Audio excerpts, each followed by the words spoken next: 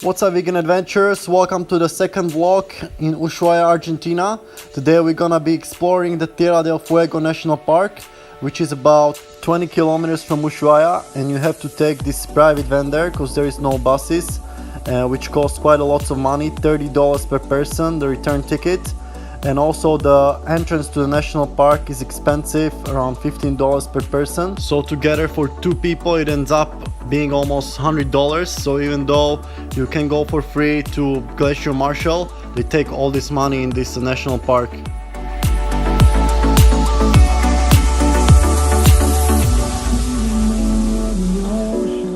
So after an hour of drive we got out at this place called Fin del Mundo, or the end of the world, where many people get out and take pictures with the table. Or you can also get out earlier at Lago de Roca, which is a big lake, and then get up to Cerro Guanaco Hill, which is about 1,000 meters. But we didn't know that yet. So if you want something to hold on to, gotta find it first. But here I am, 'cause I've been laying under palm trees. So we chose this path because they said it's more interesting. So first we're gonna follow this path by the Beagle Channel for about 2 kilometers, and then come back the same way and follow the path by the main road all the way to those lagoons, and there the van should pick us up at about 7 p.m. So let's start the adventure.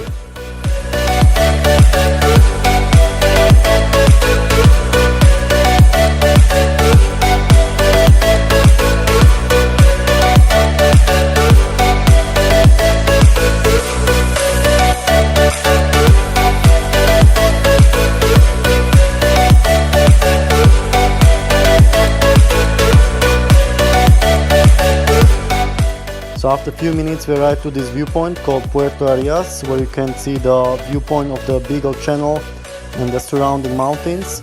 It's like a branch of the Beagle Channel, and the wind was quite strong on this day. And from here you can do like a loop and come back to where we started, or you can continue more on the left alongside the Beagle Channel. And here you can see already the mountains of Chile, as we are only a few kilometers from the Chilean border here.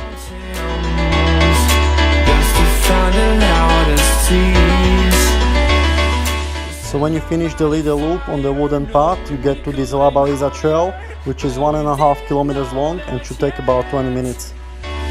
So if you want something to hold on to, gotta find it first. But here I am, 'cause I've been laying under palm trees waiting for the sun. So in Slovakia we have a phrase that you're at the end of the world whenever you travel really far. And now we're actually at the end of the world, so it just sounds pretty funny to us. I'm in a tropic club.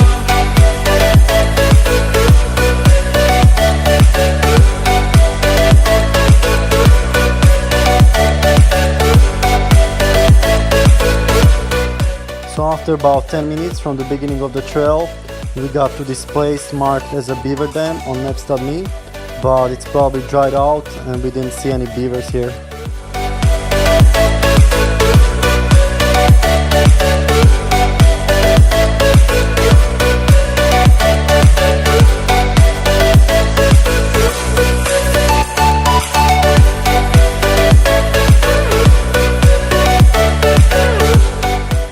And here you can see a typical cutting mark from a beaver on the tree. So they have big teeth to cut the trees to build the beaver dams.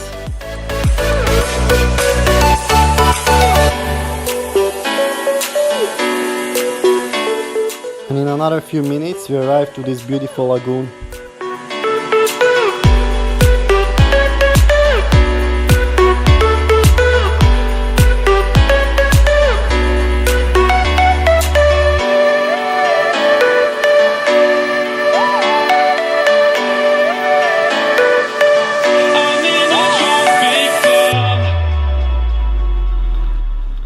And then we went a little bit more on the left along the coastline, and you could again see the Beagle Channel with the awesome mountains in the background. And we also saw some ducks here.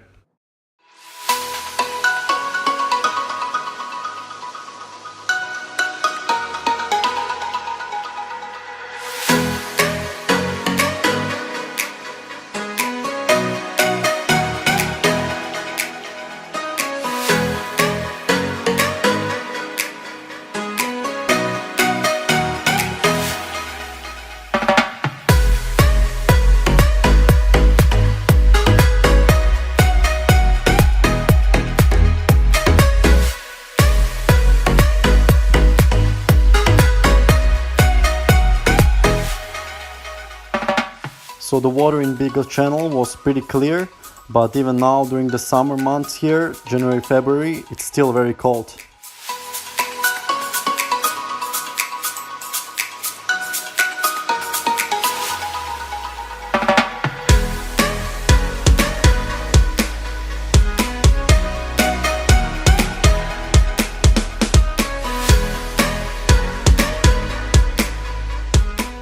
So even though this place was quite beautiful, you can find even more beautiful places just near here, which are completely for free.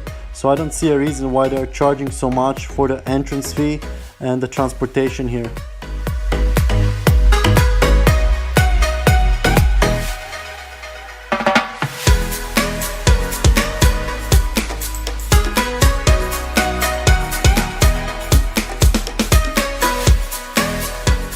So after a few more minutes we got to this sign which says no passing beyond this point. So there was even a fence here.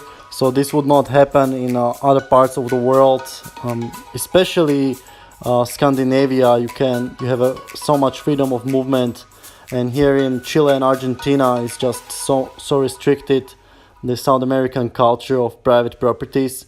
So we just had to head back and hit the other trails over there.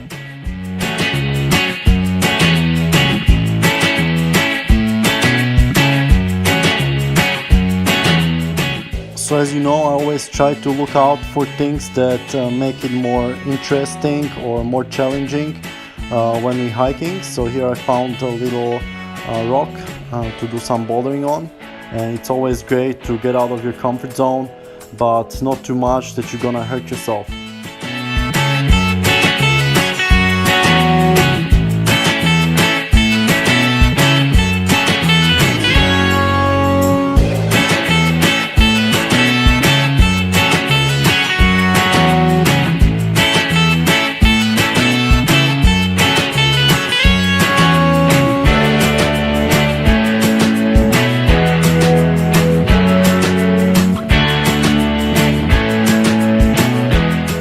And on the way back I refreshed my feet in the cold waters of the Beagle Channel, but I didn't want to get all wet because it was too cold to hike in the wet shorts.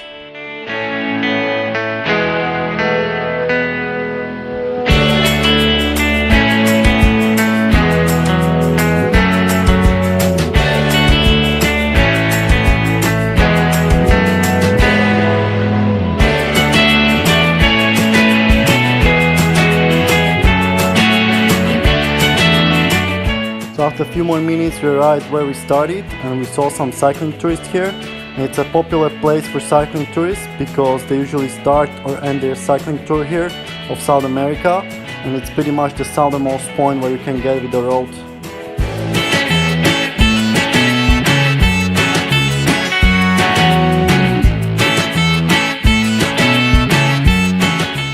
So then we followed the path alongside the main road that led to this beautiful viewpoint.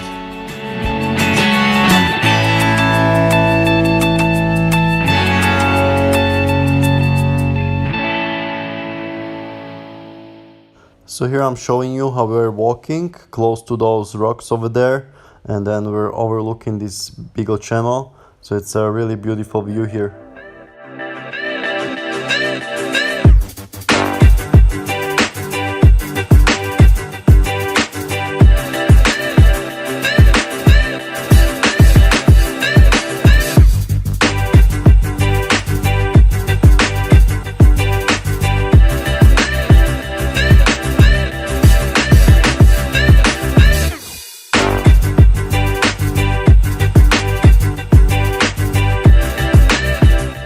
In a little while we connected again to the main road, and for now we don't really rate this place as far as price and value goes.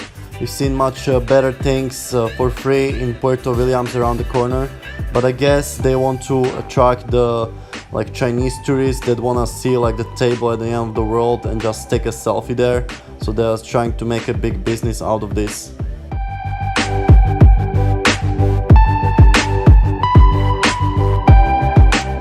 So after a few minutes of walking on the main road, we got to the beginning of trail to Laguna Negra, which is only 15 minutes away.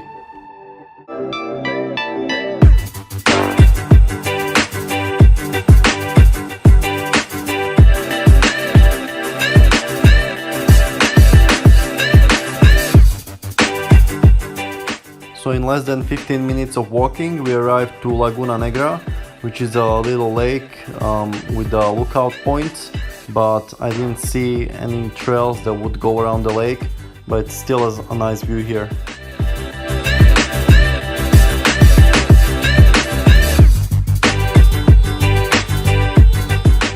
And on the way back I found this wall, and I thought it's for climbing, but when I got closer I couldn't see any bolts in the rock, so climbing is probably prohibited here as well.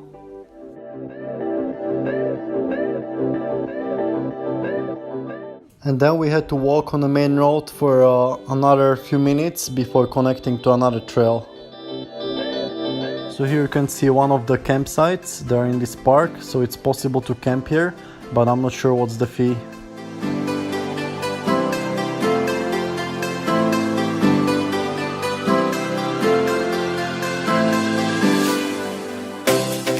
So after a few minutes of walking on the main road, you get to this Mirador Laguna Verde, which is a nice viewpoint overlooking the lake, and another trail also starts here.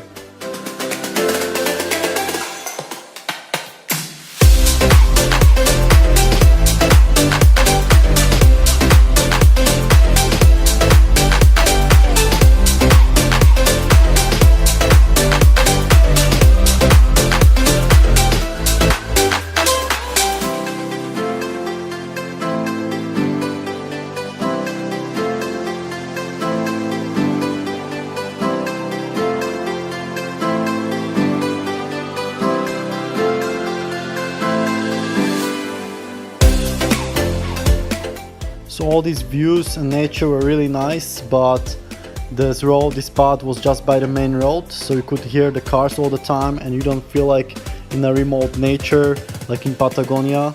So they could at least make some remote trails here and some information tables.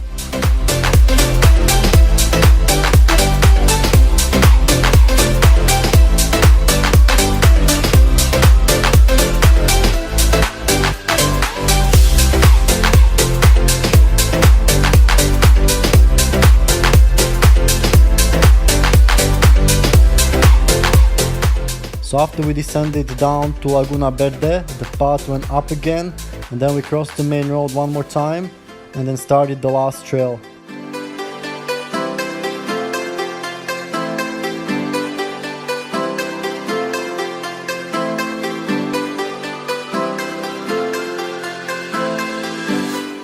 So at this point we had to a little bit hurry up because we're not sure if we can make it on time for 7 p.m. for the last van. So in this case you have to manage your time when you have a ride back.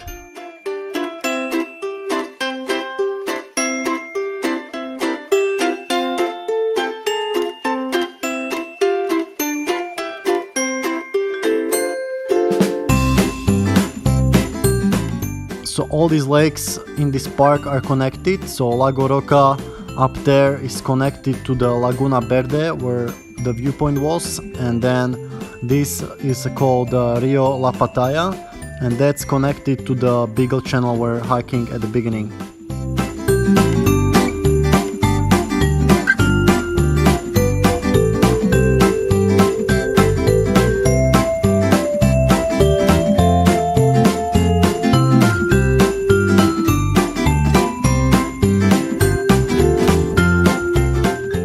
So beneath those mountains that you see in the background, we're hiking at the beginning.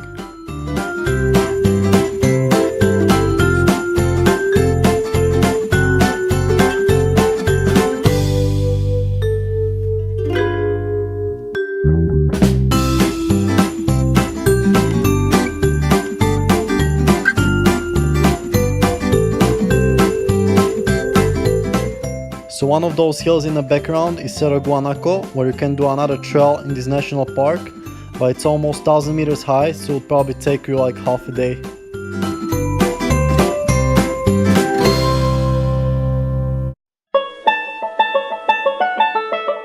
And these hills that you can see over here, it's already a Chilean site. As I mentioned, it's only a few kilometers away.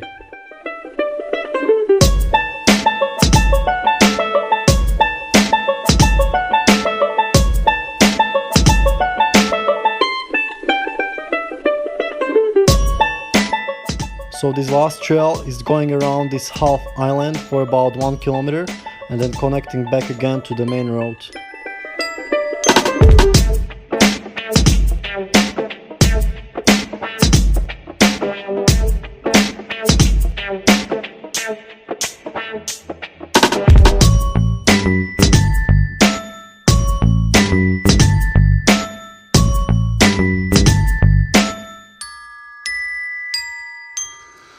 So we just came from here and we have a little bit more to where they should pick us up, and that's it for today. These trails that we did today was not worth the money that we paid for it, especially the bus, and even the entrance to the park was too expensive. So I would not recommend to do this trail. Maybe what I would recommend to do is to camp here. So camping is for free here. You just have to pay for the entrance and then stay here and then do all these kind of trails that you have available. You can get to one of these hills as well. So that'll be a good hike. But what we did today is not worth the money that we paid for it.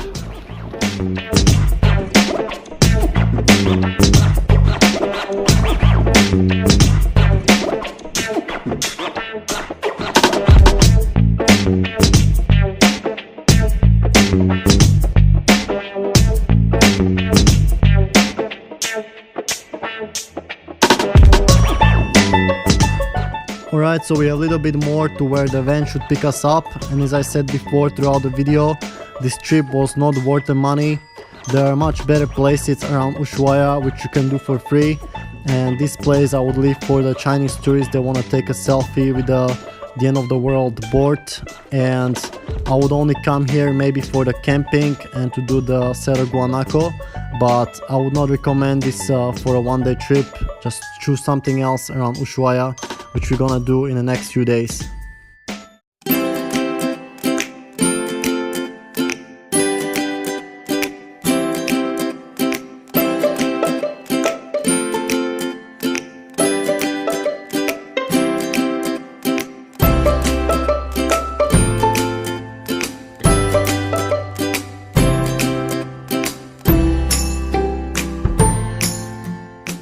Alright, so we're back in Ushuaia and we have to do some shopping in Carrefour. So the best when you're traveling as a vegan is to rent Airbnb because it has a kitchen, and as a vegan you don't want to rely on restaurants or bread, so the best is to cook for yourself, and that's what we're doing in Healthy Vegan Adventure Retreats. We cook for other people, vegan food, healthy vegan food. So if you're interested in one of our adventures, whether it be in Thailand or South America or Europe, don't hesitate to contact us and we can arrange a fantastic adventure for you. So when we got back home, we ordered some vegan junk food from an online vegan company called Isla Vegana that's doing deliveries in Ushuaia. So I hope you enjoyed today's vlog, even though it was not our best adventure, but there will be much better adventures coming in next few vlogs, so stay tuned for those. And for now, stay healthy and stay adventurous!